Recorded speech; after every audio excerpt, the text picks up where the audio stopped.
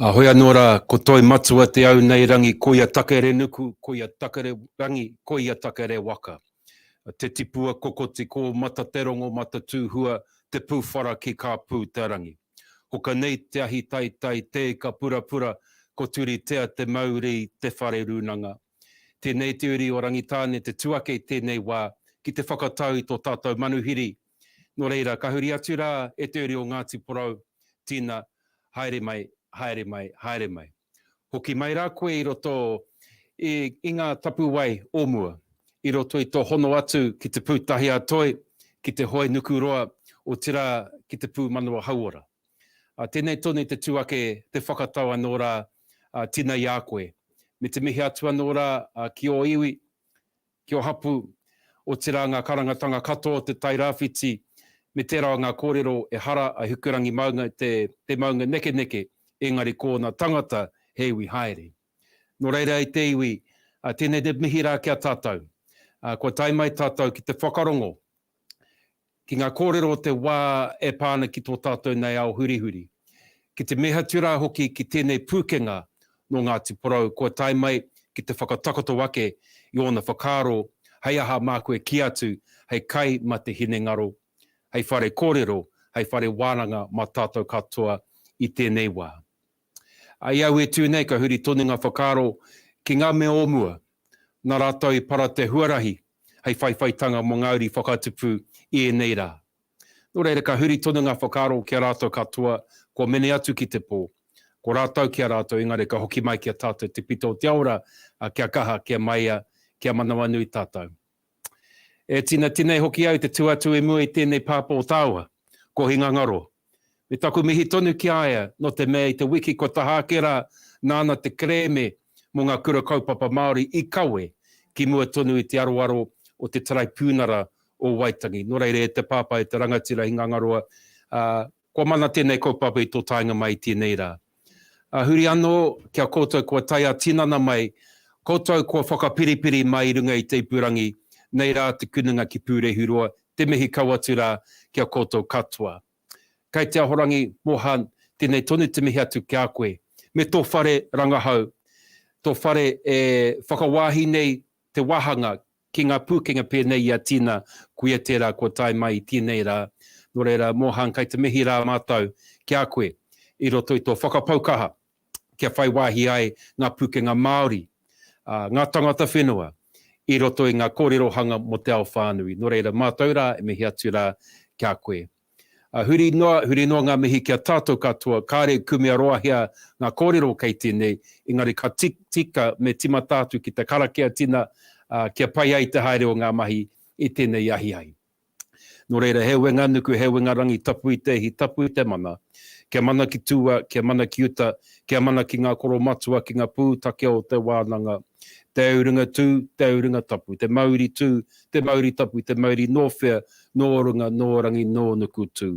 Tēnei te mauri, te whakapiki, tēnei te mauri, te whakakake, te mauri no ngā tupua, te mauri no ngā ariki, te mauri erangi, ka puta tātou ki te ao, ki te whai au, ki te ao marama, whānau, haramai, te toki haumi e, hui e, tai ki e. I tēnei wā e te whānau, kei te tuku atu au te rākau kōrero, mohan ki a koe, nō reira e mihi ana ki a tātou.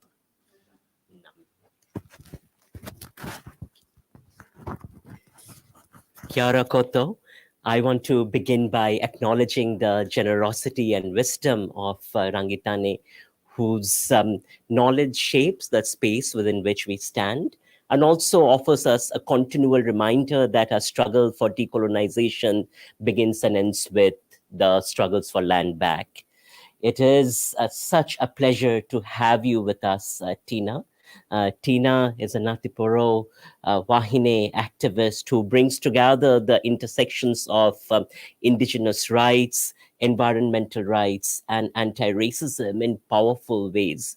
What I find so inspiring about you, Tina, is how grounded your activism is in community, in mobilizing and organizing community, and offering us through that alternative visions for organizing our lives through Aroha, Manakitanga, and at the same time finding national and international connections that actually find ways of looking at the interplays of colonialism, capitalism, and indigeneity.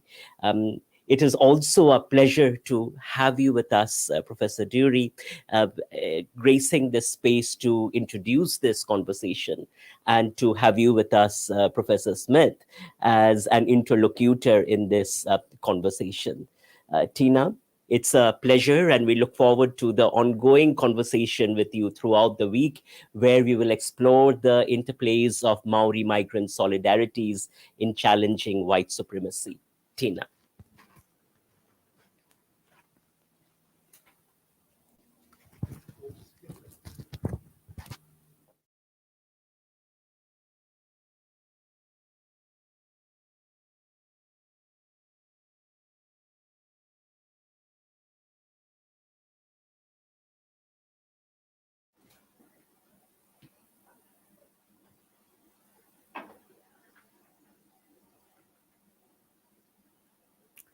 Tēnā koe, tēnā koutou, te tuatahi, he mihi tēnei i te manoa tēnei whenua ki a Rangitāne. Nā koutou kua whakatau mai tēnei mokopuna, whiti matarau mau ngā awatere awa, ngā hapu, te whānau tūwhakairi ora, te whānau henerupe, te whānau karuai e mihi atu nei kia koutou mai te pai mau ngā te raukumara ki te ruahine, nei te mihi atu kia koutou, mai te waiapu ki te manawatu, he mihi anō kia koutou katoa. O tira kia koutou, kua karanga mai kia wau kia noho tahi, nōku te honore kia noho tahi e a koe e matua, kia kōrero tahi kia wānanga tahi e pānaki e nei o ngā kaupapa, te pēhitanga huri noi tau, te pēhitanga o ngā iwi taketake, huri noi tau i tēnei wā. Ai, he mihi anō ki a koutou katoa. Thank you, Mohan, for the offer. Thank you very much also for the warm welcome and the opportunity to share some of the learnings along the way for a journey that has fundamentally shaped my world and my approach to anti-racism. It's a journey that actually, in no small way, started here. Certainly, I was being a child of a policeman who left the police force because of the Dawn raids. I actually came from a whānau who has a strong leaning towards justice and fairness.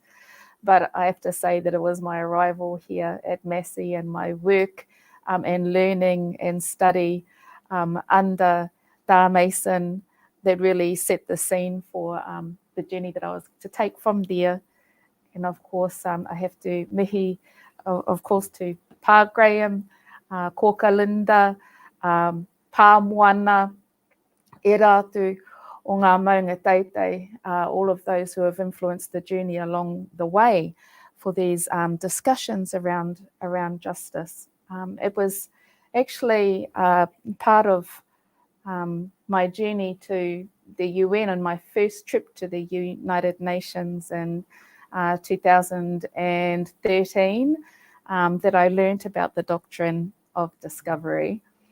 And I was actually there on a whole different kaupapa, but I learned about this thing. And at that time, a report had been put out by the Haudenosaunee people who have been so fundamental in a global sense in helping us to understand the impact of the doctrine of discovery.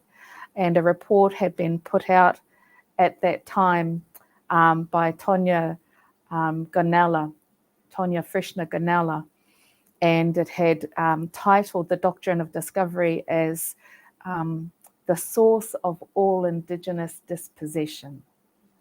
And when I heard those words, I thought, wow, I should know about that. Am I a part of that? I must be. Well, I'm Indigenous, so it must be a part of my dispossession. And I was also puzzled around why I didn't know anything about it. And the people who were there at the time had said, there was a man who was here just last year when they had a whole 2-week meeting about the doctrine of discovery. And they said, his name's Mo. And I said, Wyner Jackson. And they said, yeah, you should go and talk to him about it. So I rang him actually that evening from my hotel. And he said, when you get home, we will wānanga about it. And that set me on a path of research, specifically about the doctrine of discovery, that has informed a lot of my work since then. And so the doctrine of discovery is, we'll go into it today. It's been very topical recently because the Vatican recently put out a statement about it. It's also topical though because, we're at a time now of multiple kind of intersections of crises and injustice to do with our taiao, our environment, to do with papatuanuku, to do with the well-being of peoples, even political crises. We can see there's a global rise in violence, and particularly the global rise of the extreme right and conservatism and white supremacy. And so a lot of, huge issues that are intersecting right now that cause quite, what they call wicked problems, big problems that really need us to think deeply about how we chart our pathway out of them. And I'm certainly a big believer that in order to chart your pathway out of injustice, you need to understand what that pathway of injustice has been. And that is the story of the doctrine of discovery. So you can see up here that this first slide in the background there's an image that comes from the Crusades. And it's a tapestry. And some of the imagery in here is really potent. I should say when I first studied here, I studied at Toyoho Kiapiti, where we have a particular focus on the imagery and symbolism within art. And if you have a look, there's a really potent symbolism in this picture here. You see somebody here holding a document. They have the sword in their teeth. They have military forces behind them who have the heraldry of the St. George Cross. And you also have an archangel blessing their journey into the Holy Lands. And it's really potent metaphor and visual discussion around the entitlement and the Christian duty to take your philosophies and ideas about the order of the universe into other people's lands and into other people's spaces, as one way in which we can understand what we're seeing happening here in this tapestry. Of course, the document that they're holding is a reference to the scriptures, which gives us an idea about the fullness of the name is the doctrine of Christian discovery. And you can see here, obviously, the role of the military and the role of of might, the application of might, or what they often call the application of white might in this space. And the role of Christianity in here, and the role of the idea of divine permission, divine entitlement is also replete in here. And it's the time of the Crusades, around the 11th century, that we started to see the development of papal laws, or what they called papal bulls.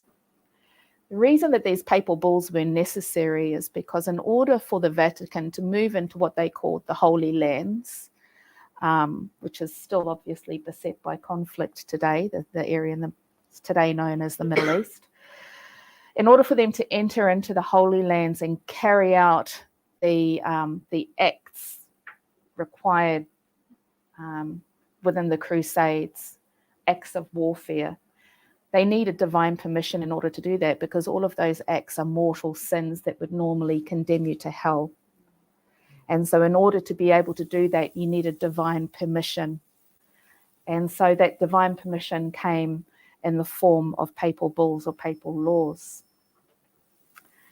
If we move forward some centuries into the 1500s, the 16th century, these papal laws, at this point, there'd been a whole raft of them. And the papal laws were largely around, the kinds of permissions that you had to be able to carry out particular deeds. And you have these players. These are fundamental players in understanding the history of the doctrine of discovery. On the left there, you have Pope Nicholas V, and he was petitioned by King Afonso of Portugal on behalf of his uncle, Infante Henry, to have a papal law, to have papal permission to be able to invade West Africa and establish footing within the slave trade there. And this would be what would establish the transatlantic slave trade, and of course establish the European slave trade. And slavery did exist before that time, but the way that slavery looked like at that time was that slavery was considered the spoils of warfare. And an important shift happened through this time. And so what happened was Pope Nicholas gave the permission for them to be able to enter into West Africa and establish the slave trade and to do the things that were necessary to do that. In doing so, they also sent this other person here, Gomes de Zurara. Now, Gomes de Zurara was the royal scribe for the monarchy, for the Portuguese monarchy, and he kept an account of everything that happened, and he's a very important figure that we'll touch upon soon. So in granting this permission, we saw these early bulls of what eventually became known as the doctrine of discovery, which is a collection of these bulls. And these bulls collectively informed an international legal concept, which is what we call the doctrine of discovery. But these early bulls of 1452, it's really helpful for us to look at the text, because the text is not just, they didn't just give permission. It described these things as their good Christian duty to invade, to search out, to capture, to vanquish and subdue all Saracens and pagan. Saracens was the term that they used for Muslim populations at that time, and other enemies of Christ. So anybody essentially who was not Christian and was not European, wheresoever placed, to dispossess them of their kingdoms, their dukedoms, their principalities, all of their possessions, and to take them and reduce their persons to perpetual slavery.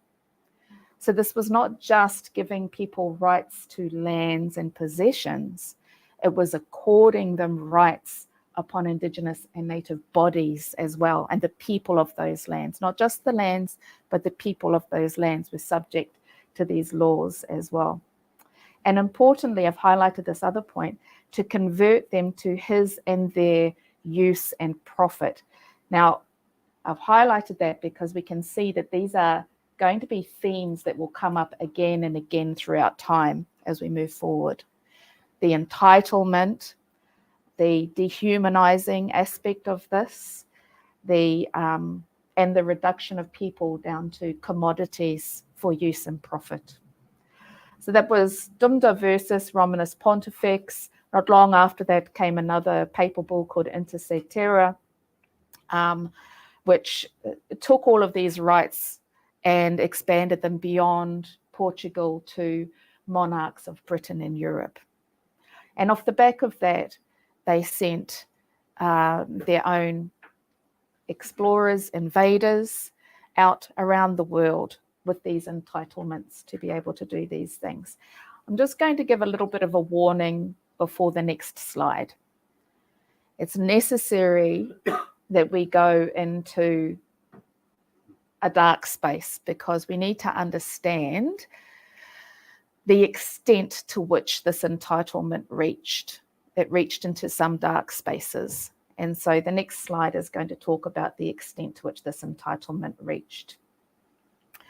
So Bartolomé de las Casas was a Benedictine monk who accompanied Columbus when he went out on behalf of the Spanish monarchy to claim lands and to apply the doctrine of discovery in those lands. And he kept a journal of the things that he saw, and he also did artistic representations of the things that he saw. This is not the most upsetting artistic representation of the things that he took note of. But again, I'll just read through some of the things that he saw so that we understand. The Christians with their horses and swords and pikes began to carry out massacres and strange cruelties against them, that being the native peoples. In Hispaniola, this was in what became known as the West Indies. They attacked the towns and spared neither the children nor the aged, nor pregnant women, nor women in childbed, not only stabbing them and dismembering them, but cutting them to pieces as of dealing with sheep in the slaughterhouse. They laid bets as to who, with one stroke of the sword, could split a man in two, or could cut off his head, or spill out his entrails with a single stroke of the pike. They took infants from their mothers' breasts, snatching them by the legs and pitching them head first against the crags, or snatched them by the arms and threw them into the rivers, roaring with laughter and saying as the babies fell into the water, "Boil there, you offspring of the devil." Other infants they put to the sword along with their mothers and anyone else who happened to be nearby. They made some low, wide gallows on which the hanged victims' feet almost touched the ground, stringing up their victims in lots of 13 in memory of our Redeemer and his 12 apostles. Then set burning wood at their feet and thus burned them alive. To others they attached straw or wrapped their whole bodies in straw and set them afire. With still others, all of these they wanted to capture alive.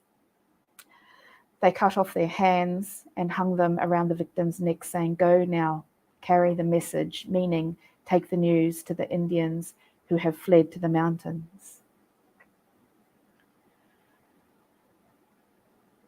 This kind of behavior was carried out extensively throughout the colonization of the Americas. And in a recent study, it was determined that the loss of life was so severe that it set off a mini ice age. The immediate loss of life disrupted the balance. The immediate loss of source of CO2 disrupted the Earth's climate.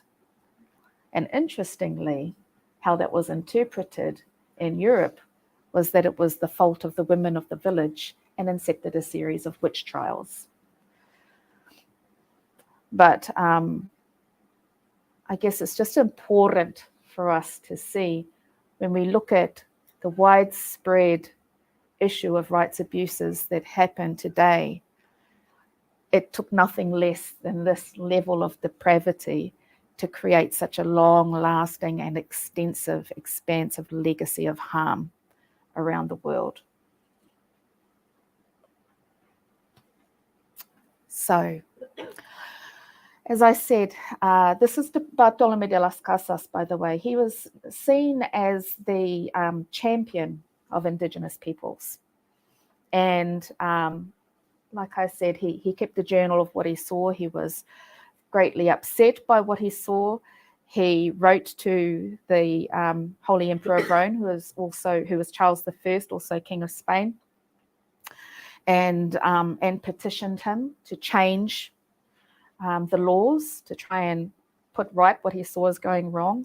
The King of Spain called for a series of debates, and Bartolomé de las Casas held one end of that debate, and Juan de Sepulveda held the other end. Now, this position of Juan de Sepulveda was that Indigenous peoples are not human, and so we must wage war upon them and exterminate them. The position of Bartolomé de las Casas was, no, they are human.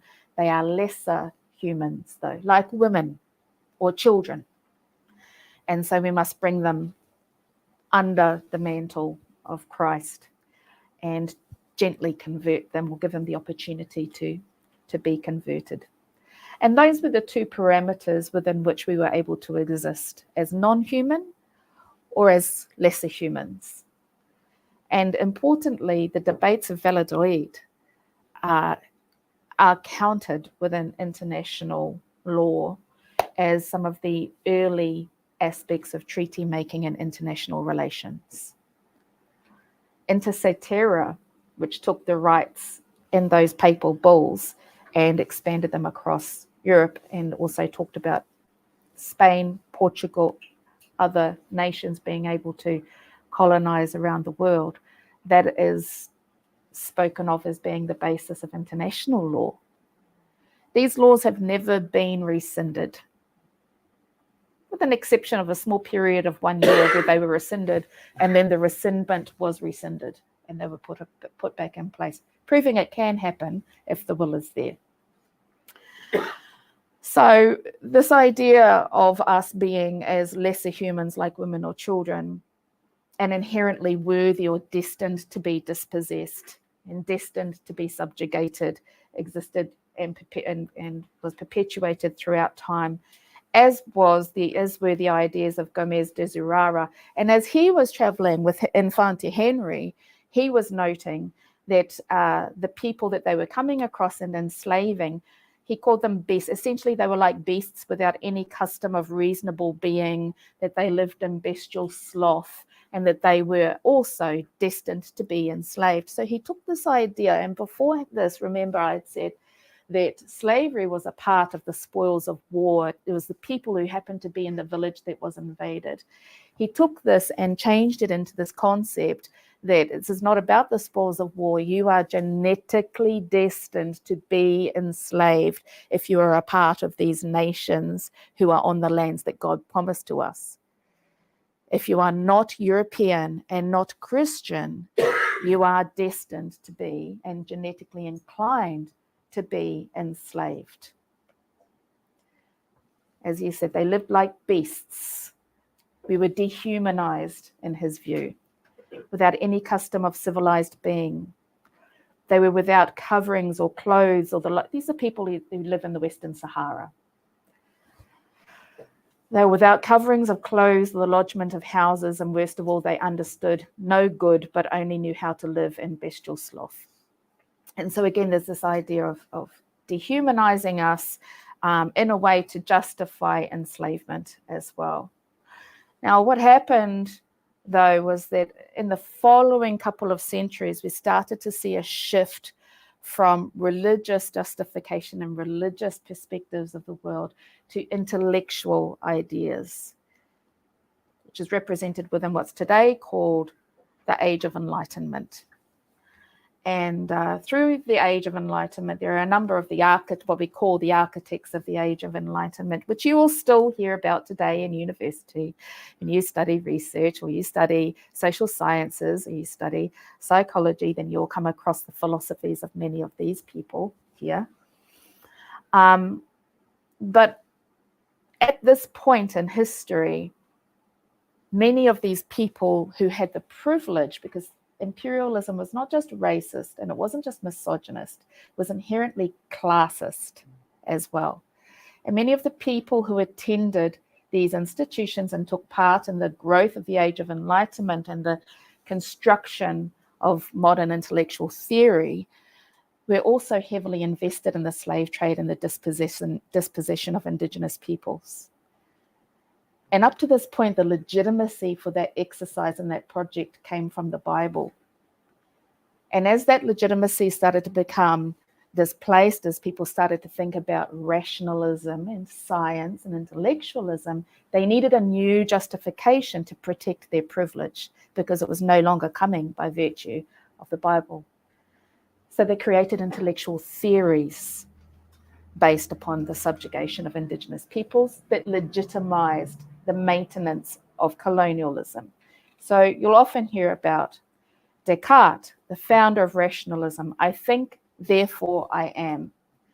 What we hear less about in universities is that he also believed that white people were the only rational ones and that non-white people were beasts. Immanuel Kant, who you'll often learn about his theories if you're studying psychology, who is famous for the theory that reason is the source of all morality. also believed that natives and blacks cannot govern themselves, they thus serve only as slaves.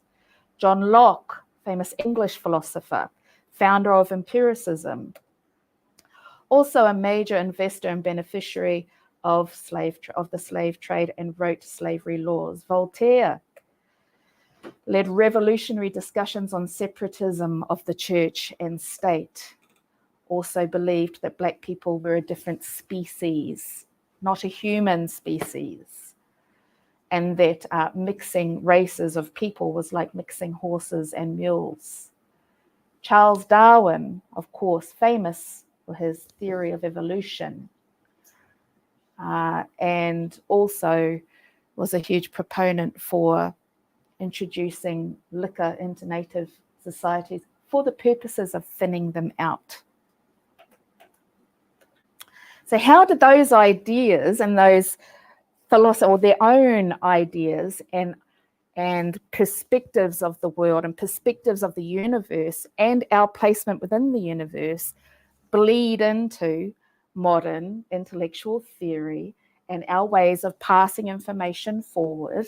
Well, this is a part of the work that still needs to be done within universities by all students and researchers as well, is to pass out some of that underlying philosophy that has remnants and legacies in the way in which information is passed forward and educated today. But certainly the education system that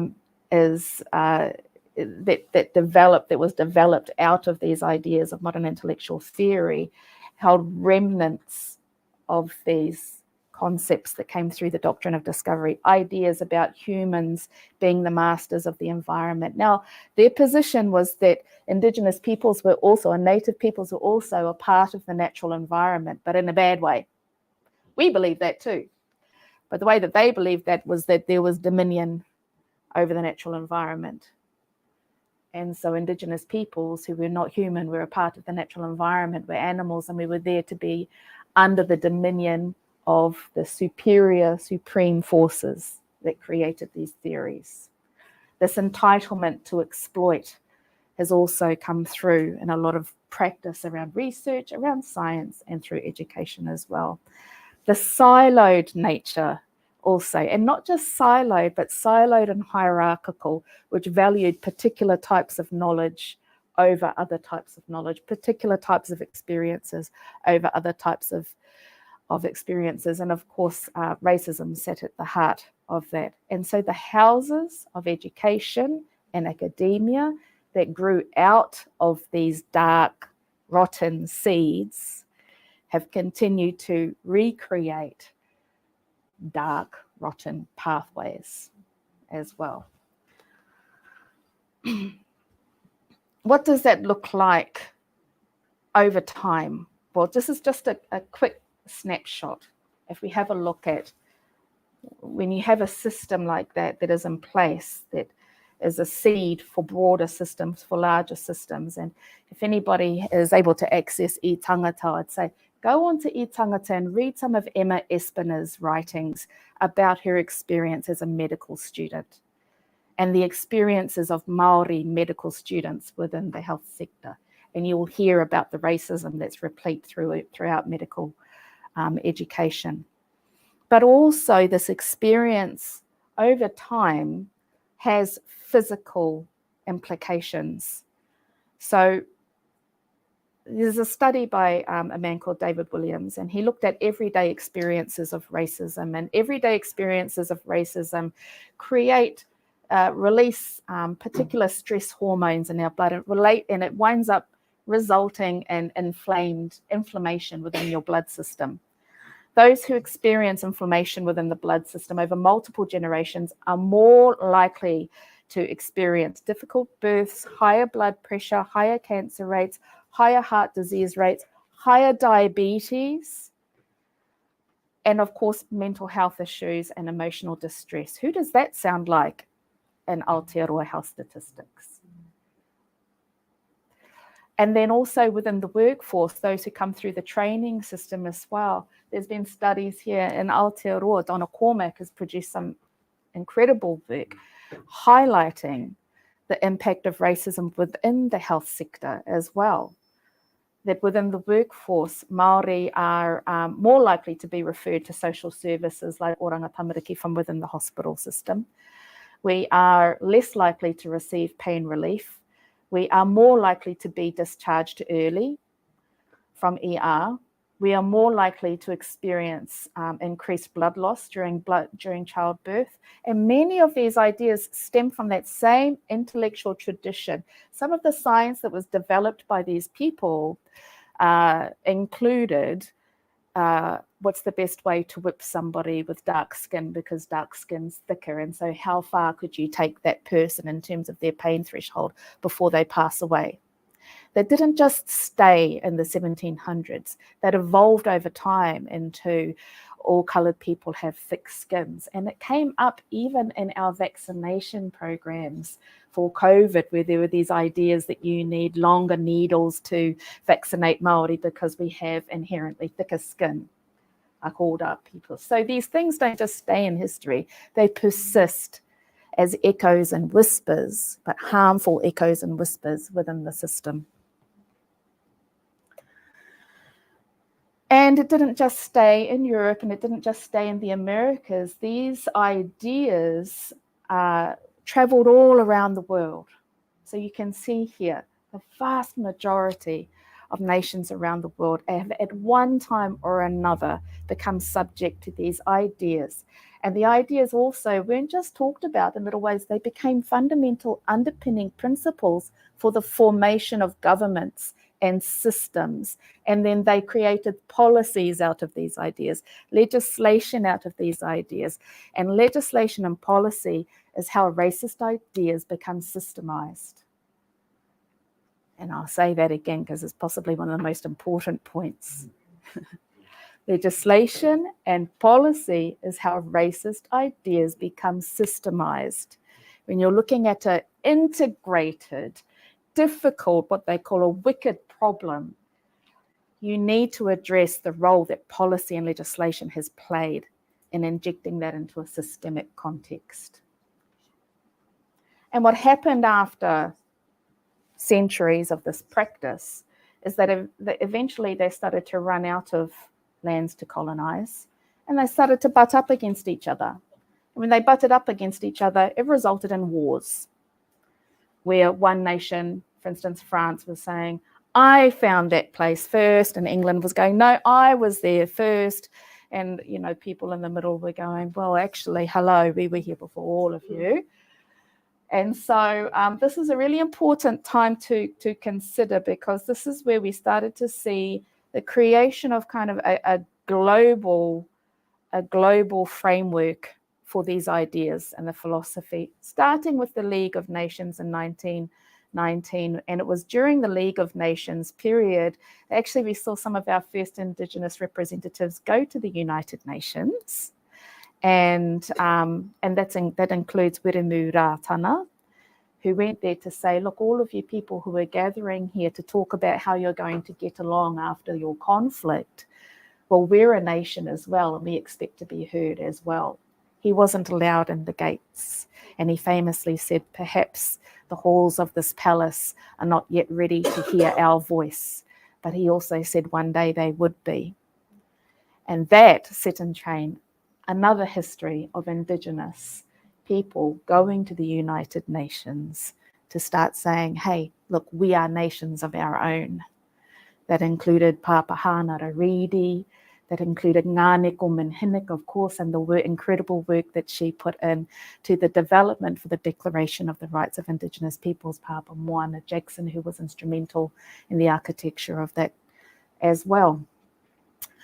Now, after, of course, the Second World War, we saw an important gathering of these nations, and it's often seen as the passing of the colonial or the imperial torch from the UK to the USA, and the formation of what we call the Bretton Woods system. Bretton Woods was just the name of the place where they held the gathering. You can see that very diverse gathering up there of national leaders from around the world. It was dominated, this meeting was dominated by the USA and UK, and it was really how they were going to set the standards for how they interacted with each other, but also to form a global economy and some shared rules around how you would behave within a global economy. So this was the formation of what they called the Bretton Woods institutions, the International Monetary Fund, the World Bank, eventually the World Trade Organization as well. And these nations, you know, if you have a look at the United Nations system, which came 1 year after this, but formed out of the same grouping, same people. But United Nations and the General Assembly is generally one nation, one vote. The Bretton Woods system is $1, one vote. So it's your vote depends upon the amount of money that you are able to contribute towards the World Bank coffers. And the amount of money that you put into there will determine the amount of power that your vote has within the governance system of the Bretton Woods. Why is that important? The Bretton Woods system, of course, who had the most money at this time? It was the nations who had been carrying out plunder all around the world, channeling resources, channeling wealth out of the global south and into the coffers of Europe. Of course, they had the most money to contribute into this system. Why else is it important? Because the system came to regulate world debt. It came to regulate and be the arbitrator over global trade as well. And so you saw them setting up these systems after that of looking at, for instance, weak infrastructure, and your infrastructure is weak because you've been colonially plundered for a couple of centuries. So of course your infrastructure is weak. And there would be credit predation where they would offer loans, but those loans would be offered with unsustainable interest, which would create debt burden.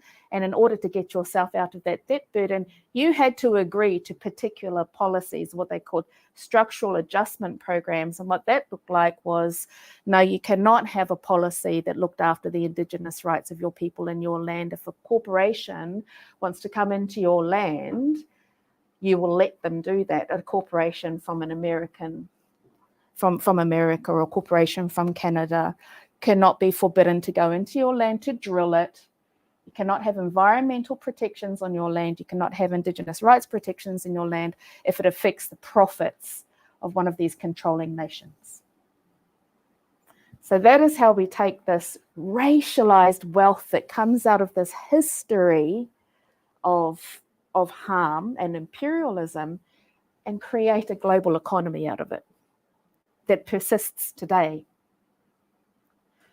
So you can see in this way that these systems continue to perpetuate harm and continue to operate upon these dark philosophies, racist and imperialist philosophies. But even within the United Nations, which is not, as slightly different, not heaps different, but slightly different to the Bretton Woods system, you can see a lot of this political inequity existing within those spaces as well. We have these impoverished and also, you have the politically dominant nations who have also been the largely colonizing nations, lording power over smaller nations that have been subject to this process as well. And many of them report back on the fact that when they get into this international space where they're supposed to be able to fight for their rights, a space which is supposed to be beneficent and all-wise, and their experience in that space is actually, more often than not, they're bullied.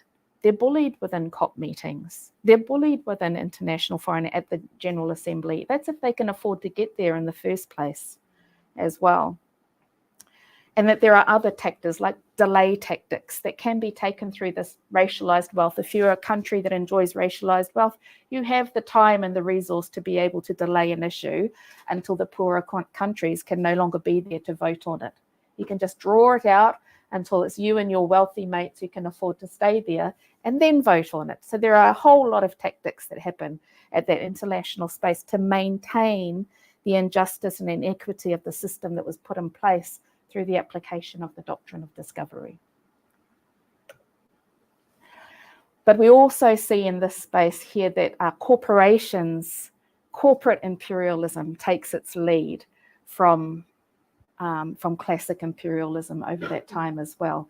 And through the systems that were created through the Bretton Woods system, it's allowed for multinational corporations to be able to spread right around the world because of the standards put in place through the Bretton Woods system. And you can see again these echoes of the prioritizing of profit. You know, when you sit there and you ask, what gives this corporation the right to come all the way from Canada and show up on my shoreline thinking it can drill it and completely forever alter the landscape and seascape for my mokopuna, the landscape of my ancestors that you will never set foot on, but you have this apparent entitlement to come over.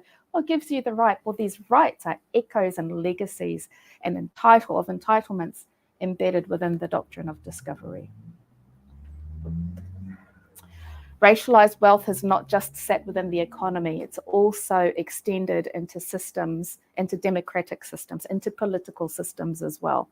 There's a really important study put out by Daniel Nyberg 2 years ago that talks about the role of corporate political activity as a form of corruption.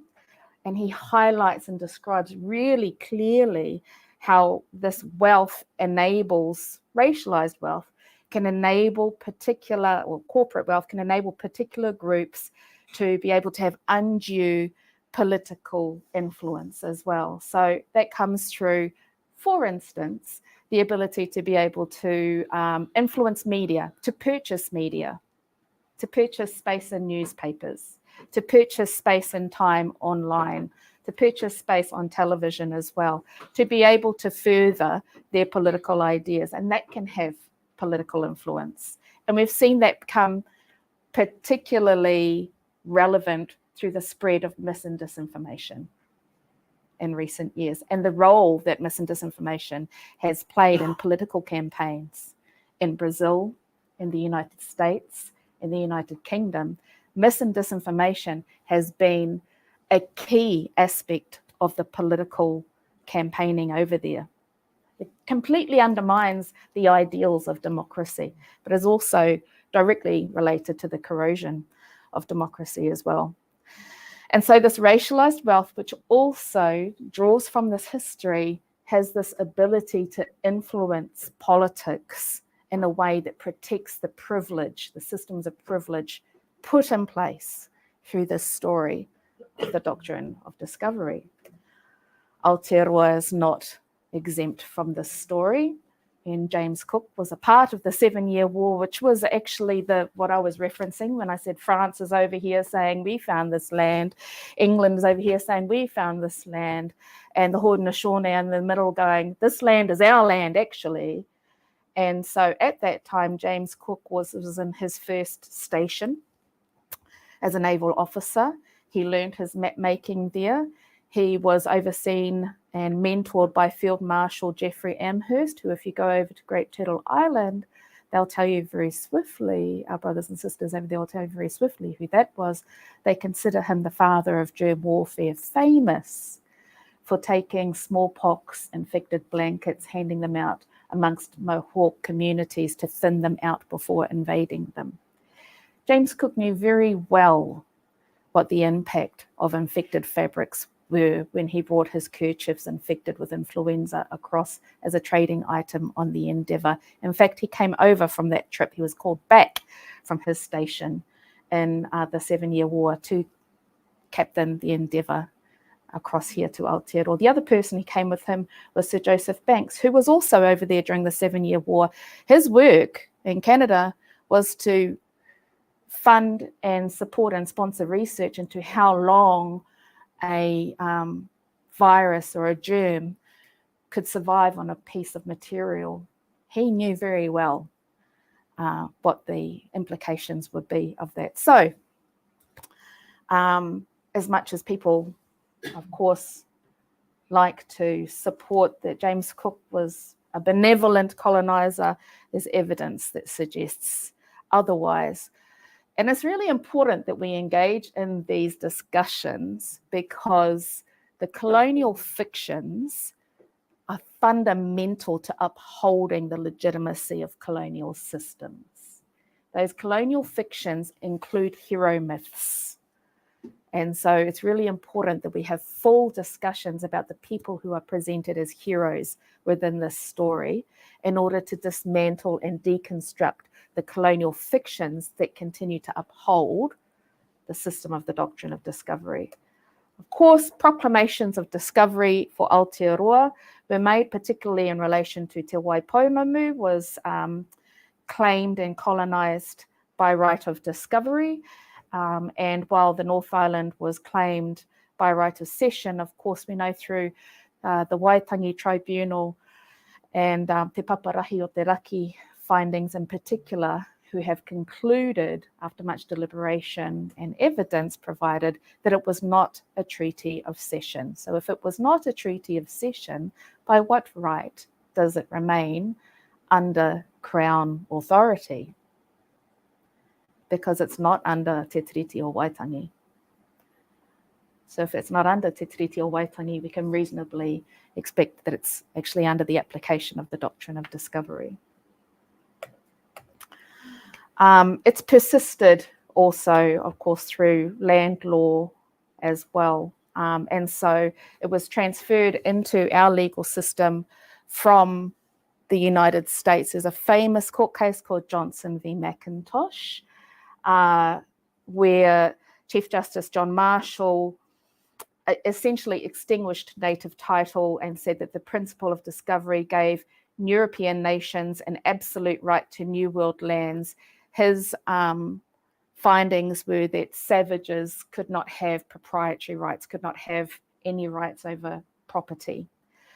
And that was taken as a precedent and applied in the famous court case, for those that have studied Te Tiriti o Waitangi, the famous court case of Wiparata v. Bishop of Wellington, who took from Johnson v. McIntosh and said that in the case of primitive barbarians, the supreme executive government must acquit itself as best it may of its obligations to respect native proprietary rights. Again, just extinguishing native title and saying that because we are savages, we have no property rights.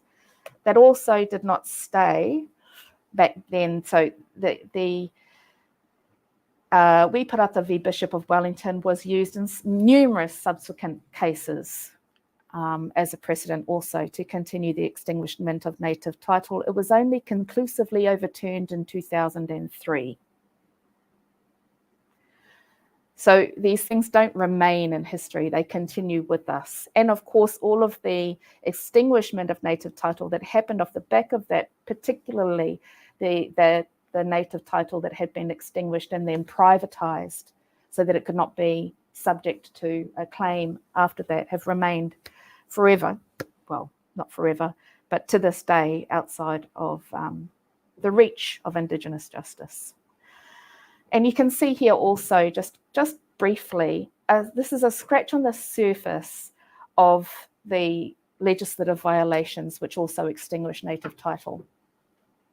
If you were to print out, because this is just really the story of this is the entitlement and the ability to violate Te Tiriti o Waitangi with complete impunity.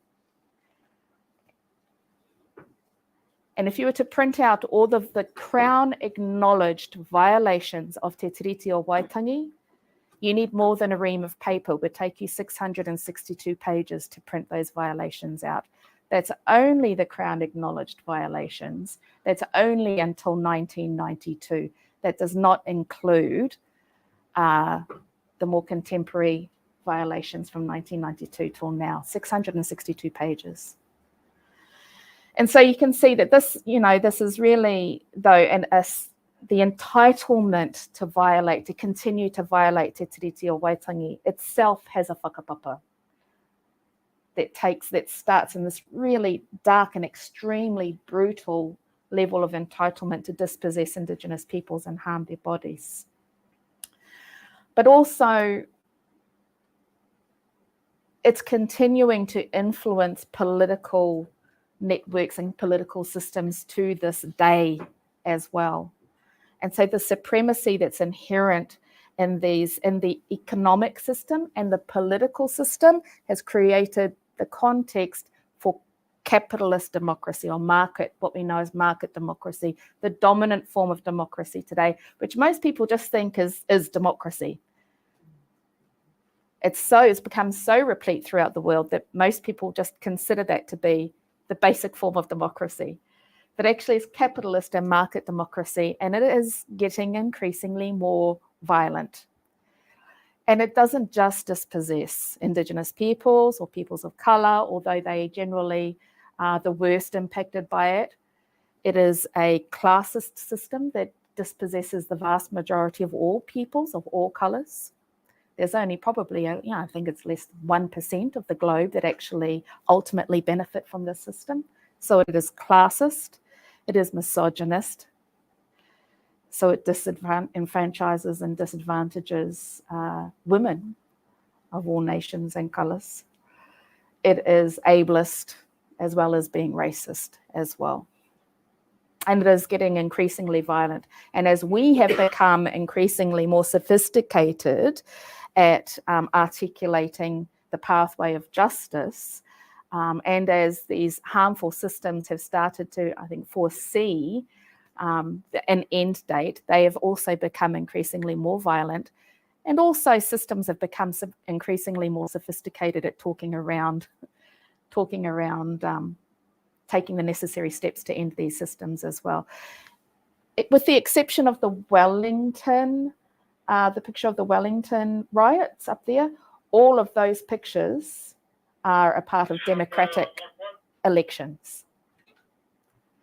Democratic elections, particularly in Colombia, in Mexico, in the USA, and in Brazil, have become increasingly violent under the false guise of apparently beneficent democracy, which is why it's important for us to actually have this discussion as we are starting to imagine and envision what a new political format might look like. Because this is the fruit of the dark seeds of capitalist political systems. We've just charted that pathway from the 11th century really through until now, and these are the fruit of those seeds. What might the fruit of seeds about a political or economic system that is grown out of these soils look like? A system born out of papatuanuku, embedded with ideals of manaakitanga or aroha. What might the fruit of that type of political economic system look like for our future? Because this is going to eat itself. It's already eating itself now anyway. Whether we like it or not, we need to start envisioning a new way of making decisions and looking after each other and the planet. And that really is the promise of Te Tiriti. We're so fortunate in this country. When our tipuna signed Te Tiriti, it's my belief that they understood that Te Tiriti had the ability to limit the reach of imperialism and the harm that it was bringing to this space.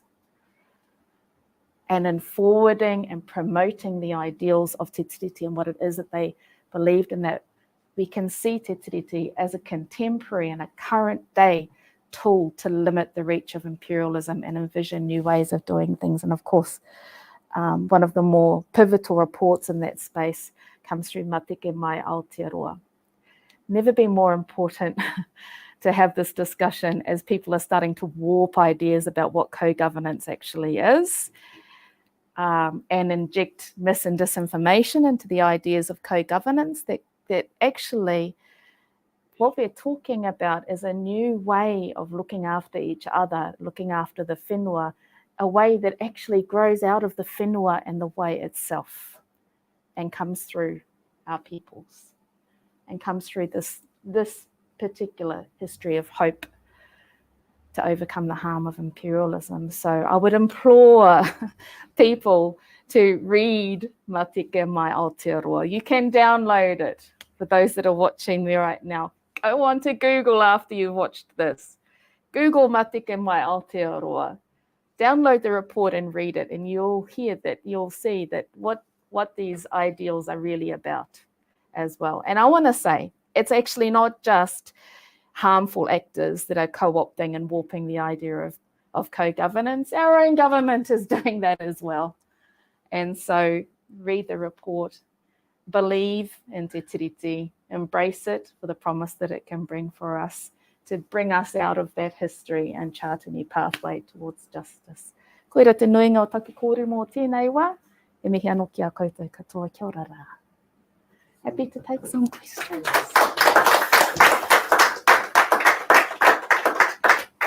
Kia ora. Kia ora, Tina. Shall we open up the space for conversation?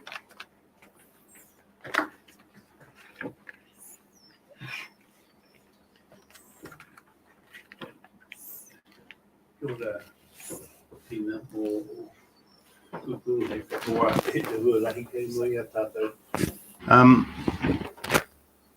So my question is sort of what next in relation to internal colonialism Internalized and how colonialism. that's impacting us as well, and how we might confront that. It's something that we have to do ourselves. It can't be done by others. Yeah.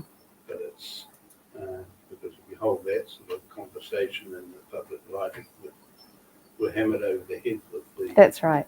So, yeah, there's quite a bit that's related to internal hegemony, things like that, which we're participating in forming our own colonisation. How do we undo that? Thank you for the path. I think the story of the doctrine of discovery is a fundamental part of the answer. One of the saddest aspects of this story is when we came to believe those ideas that were put forward by the architects of the Age of Enlightenment and the assumed or presumed authority and knowledge that they had, that we simply absorbed some of those ideas and started to believe in them, that we are inherently destined to be criminals, that we are inherently brutal, that our women are, promiscuous, and that when we marry a Maori man that we must be asking for violence because they're inherently violent. Those ideas didn't come from nowhere. And I think without this discussion about the doctrine of discovery and its intentionality as a project, we can fall prey to the idea that these are innate qualities. And then we can perpetuate the idea that these are innate qualities as well. Particularly these ideas around toxic masculinity of Maori men, I think is a really pertinent and prominent example. I see that as the counterpart to the lovely hula hands theory, that the haka peep show theory of Maori men that is rooted in this story of the doctrine of discovery, which necessarily needs to promote us as savages so that it can legitimize a civilizing force. I have to paint you as a savage so that I can paint myself as the civilizer. And that way, as long as I'm here, I'm civilizing you and saving you from yourself. And so we came to internalize these ideas and perpetuate them. And I think if we're not unveiling and unpicking and exposing the intentionality of that idea and how it services privilege and services supremacy, then we can fall prey to that internalization. So, there's undoubtedly a lot of work that needs to be done, but I think having these discussions and the potential of the history curriculum reset also to be able to encourage these discussions will be a part of that. The question is the education system critically reflexive enough of its own racism to be able to be fit for purpose to carry this education as well? And that is the challenge in front of our education system and our government. I think one of the other issues, if I can just say before I leave, is that the colonial governments tend to externalize white supremacy as if it's not an extension of the system that they sit at the heart of. And so it demands and requires critical reflexivity of each of of governments in general to be able to consider whether or not they are fit for purpose to carry the reform work that's needed. Thank you for that.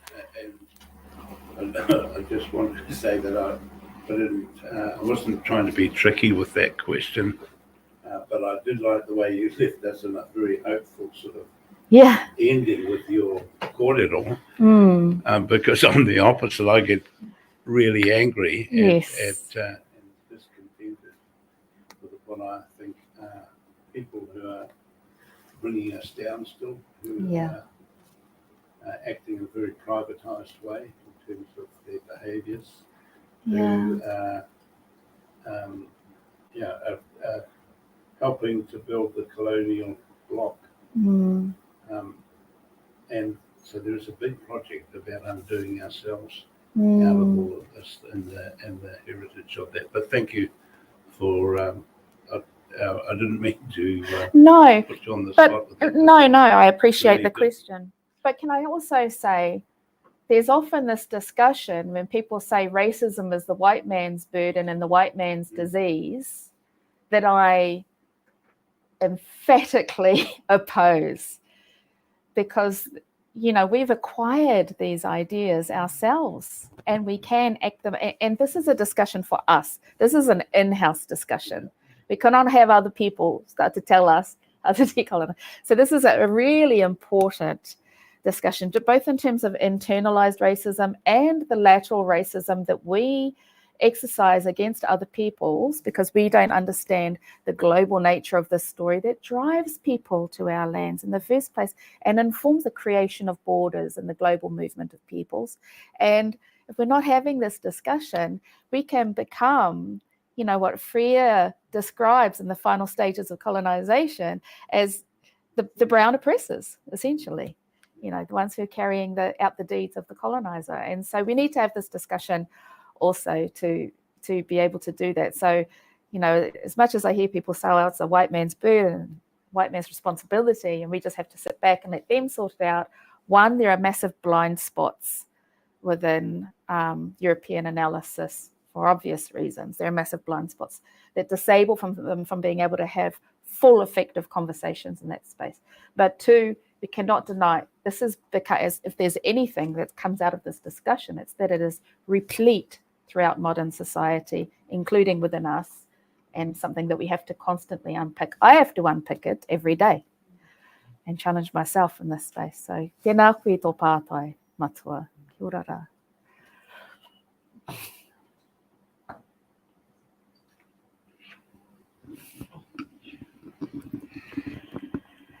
Kia ora, Tina. Kia ora. It's not really a pātai, it's just an acknowledgement of something that you enlightened me to, which was around health. And also you talked about wahine in health as well. Right. And last year I had the privilege of delivering part of my master's thesis with Koka Linda and Papa G, and their kaupapa from Whanganui, and it talked about intergenerational suffering of endometriosis in my whānau and our maternal line. And one of the parts that I got back was, do you think that colonisation had an impact? And when I talked about, I did, but not from the perspective where you talked about the trauma and the scars and the toughness of our wahine and so on. And I reflected on my great-grandmother passing away in front of her mokopuna, screaming in a hospital covered in a white sheet because they wouldn't give her medicine, and she bled out and hemorrhaged. And that was the first step to our whānau silencing, and it's already a disease that is silenced by nature, but that silenced the wahine in our whānau. And now my daughter is the 5th generation sufferer. It's time to reclaim our mana within our whānau, and so my research has been around that. So I just wanted to thank you for enlightening me to that, because it just gave me more fire in my belly to take that to task and to know that you know, in the healthcare system and through colonisation and through everything you have talked about today, that has had a deep impact on where wahine Māori are now in terms of endometriosis and our suffering, and how we get less medication and we don't get diagnosed easy, and and so on and so forth. So he mihi nui ki a koe mo tēnā. Kia ora. I spent some years working in the Research Centre for Women's Health at University of Otago with Bev Lawton. While I was there, there was also she also worked on the Perinatal Morbidity Mortality Review Committee, and they have tracked and enumerated and proven beyond any doubt that wahine Māori lose significantly more blood before a response is triggered during childbirth. And the work of the likes of Donna Cormack and them have shown that this comes through ingrained ideas about our ability to be able to suffer more pain or lose more blood and recover soon. This is all connected to the idea. Discharge them, they can go home, they're in pain, but that's all right, they can handle it. They're resilient, you know, and how often do we hear that term? And it's just used to excuse the expectation that we will put up with more. But, you know, I often talk about the case for wahine Māori also as an illustration of why a lot of these issues can't just be sorted in a piecemeal approach. It's why we need constitutional transformation. Because you look at the outcomes for wahine Māori. If we just look at violence against wahine Māori, we know that there are disproportionate levels of violence in Aotearoa, intimate partner violence in Aotearoa. It would be easy to turn around and say, well, Māori men are violent. Is it just him that's responsible for violence against? Is it the man who raises his fist? Is it the education system that taught him that he's naturally violent and brutal and to just harden up, and never gave him a space to be able to process the rage that was put in his body, was raped into his body by a Christian preacher? Or is it the media system that consistently reiterates this message from when you're a child as well, that Māori men are brutal and savage and destined to be this, that, and the other thing? Is it the film industry that consistently portrays us as being this one-dimensional, brutal, violent group? Or is it the Film Commission that pretty much only ever finances that type of film narrative? The steps and the pathways and the contributors towards violence, this is just one context, violence against wahine Māori, is completely across the sector. And that's why changing these stories needs to happen at a meta level through constitutional transformation. It can't just happen a little bit of health reform here and a little bit of this there. Those things are all important, but the overarching structure that informs our dispossession and harm exists right across the sector because of this story that's taken it right throughout society. Kia ora, tēnā koe.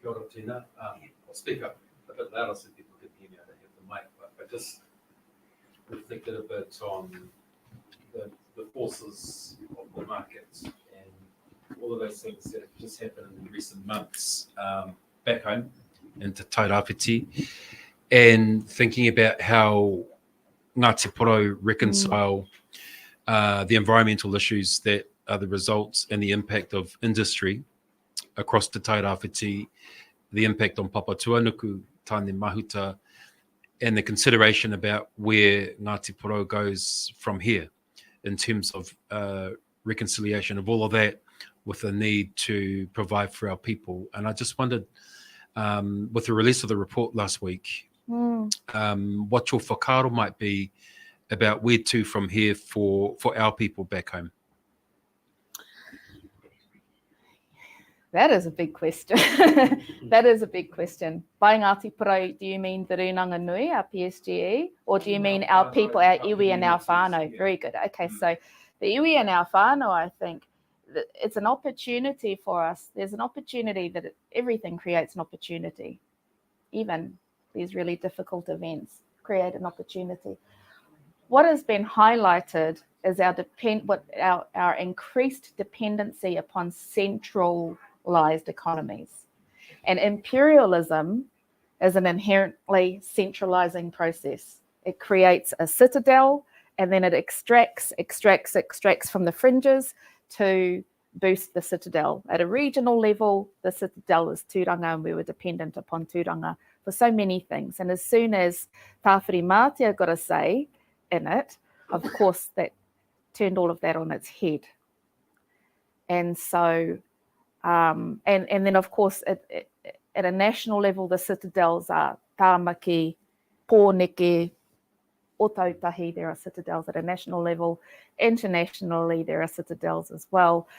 And so it's just this kind of process of centralizing for the purposes of extracting. I was actually in the RMA hearing last year, interestingly enough, and listened to about the Mata awa, and listened to a council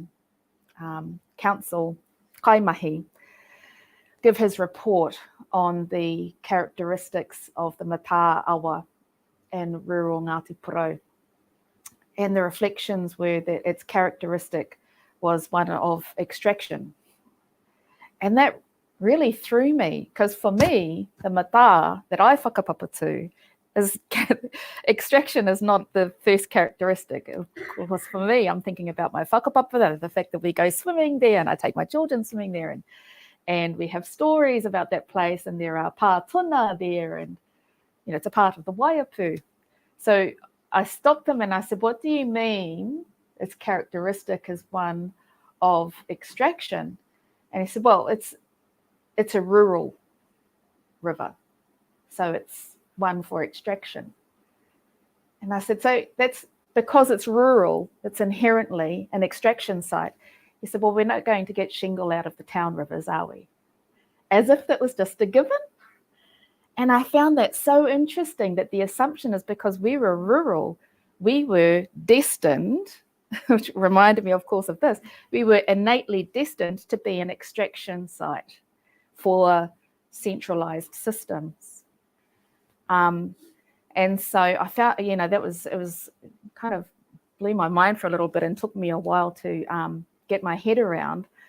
And so I think what we've seen is, you know, post-cyclones, particularly in terms of the economy, is how we have become extremely hyper-dependent upon these centralized economies that service other areas, either service Gisborne in our case, or service other countries. The vast majority of Aotearoa's produce is for export markets as well. So we also are a part of a fringe extraction procedure that services citadels, global citadels as well.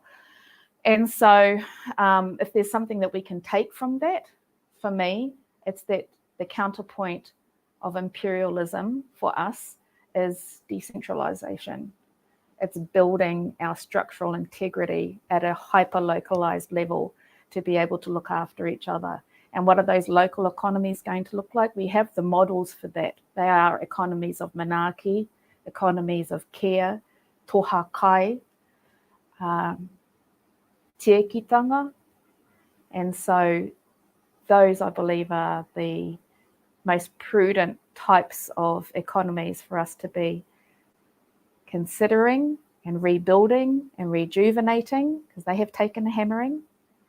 Not just as a course of social justice, but these are going to be the most abundant and most reliable economic practices in the context of a climate crisis as well. That's the robustness that we need. So from a community perspective of our hapu, our whānau, our hapori, I think those are some of the most potent learnings to take. Kia ora. Tina, we have a comment from Sina Brown Davis on YouTube. Oh. She says, appreciating Tina's insight and articulation about the structures of oppression and the hope for a different road our te puna saw for all who make Aotearoa home. Tēnā koe. I te toa kanasina. Kia ora rā. And we also have a comment from Selena, who is nui te mihi kia koe I tina. We need institutional research ethics review processes designed specifically for Indigenous scholars conducting research alongside Indigenous communities. Anything else is colonialism masquerading as inclusion. Well, yes. And I think, essentially what I'm talking about is a political economy that mirrors the journey of our education. So you look at education and the dark history that colonial education and academic institutions come from. And then you look at kaupapa Māori and that comes out of the soil that we're standing on, out of the paiao that we're surrounded by, out of our whakapapa and our stories, and what that has done for us in an education setting. And essentially what I'm talking about is exact same process for the formation of political economies as well within Aotearoa. And the fruit that can come from that, which is already demonstrated through, of course, the incredible work of Pa Graham and Kōka Linda and the kaupapa Māori movement as well.